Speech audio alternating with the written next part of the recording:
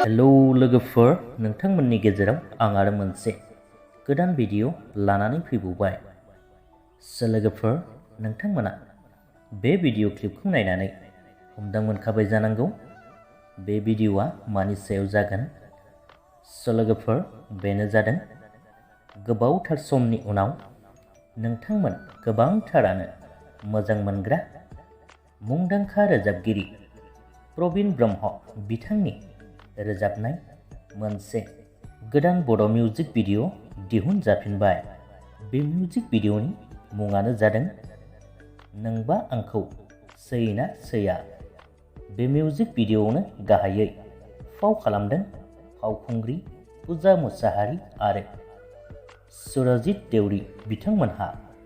लोगोफोर, बे मिउजिक भिडिअखौ करिय'ग्राफ खालामदों अबिनाश बसुमतारी। लोगोसेनो केमेरायाव दङ नायस्रां गयारी।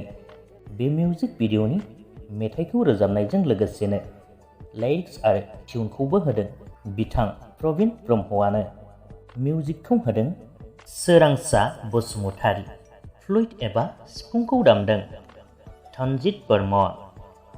लोगोफोर, बे मिउजिक भिडिअखौ प्रडिउस खालामदों आकाशी ब्रह्म बिथांहा।